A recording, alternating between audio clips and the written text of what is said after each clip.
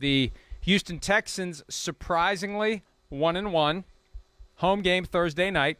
Short week. Tyrod Taylor on injured reserve.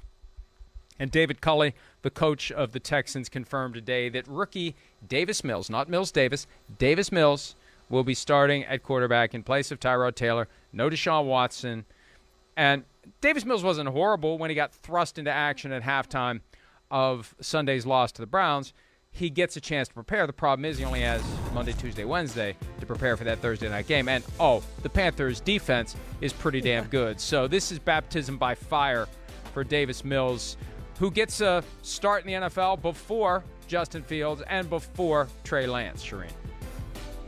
Not ideal on a short week, Mike, against the Panthers, who, as you said, number one in total defense after 2 games. They're only allowing 190 yards. I would say if Jameis Winston can't get it done against the Panthers, I'm certainly not expecting Davis Mills to get it done against them. But stranger things have happened, and this is a team that does play hard. They'll also move up Jeff Driscoll from the practice squad. So if Davis Mills is absolutely terrible, at least Driscoll has made some NFL starts, can come in and relieve him. But the Texans face an uphill battle here. They've played hard in the first 2 games, and I'm still convinced if Tyrod Taylor had stayed in the second half, if he was able to, that hamstring didn't go out on him. He got put on injured reserve today. If that hamstring hadn't gone bad on him, I'm still convinced the Texans would have won that game against the Browns. They were outplaying the Browns when he went out of the game.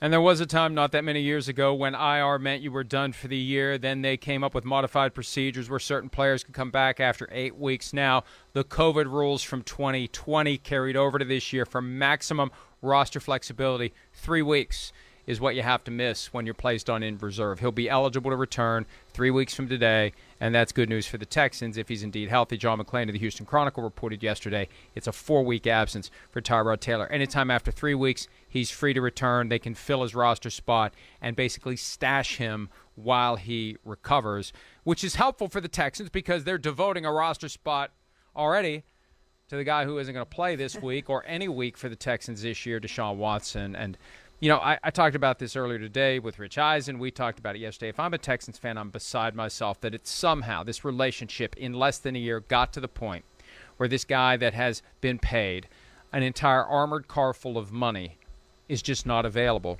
to play for us.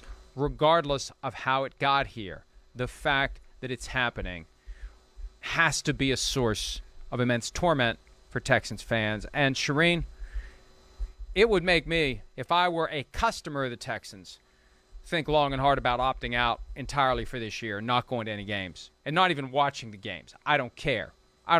Maybe if you're above 500 halfway through the season, I'll climb back onto the bandwagon, but it's a protest vote to say, I want nothing to do with this team. Now, they could go a long way toward winning some folks over if they would muster a victory over the Panthers on Thursday night. Crazier things have happened already this season.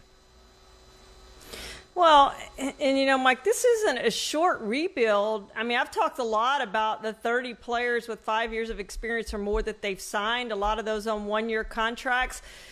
A lot of those guys are going to be gone after this year. This is a long rebuild. This isn't, hey, we're competing for 2022.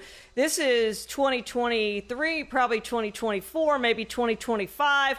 They're planning to draft that quarterback. Unless Davis Mills comes out and shows something in the next 4 games, they're going to draft a quarterback high next year, and it's going to take some time. They're the Jets right now trying to rebuild this thing with a young quarterback starting next year with a roster start over. There's not many players who are going to be on this roster, Mike, 2 years from now, 3 years from now.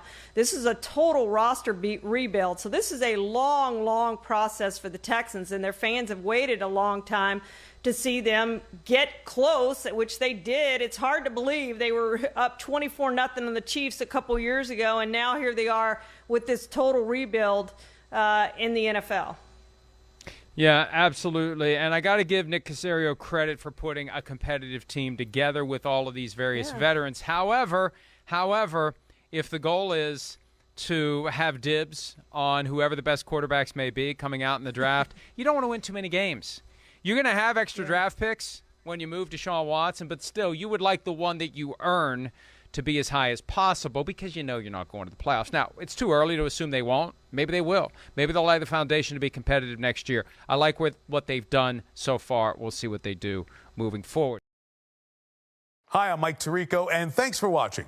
Make sure to hit subscribe for the latest news and highlights from NBC Sports.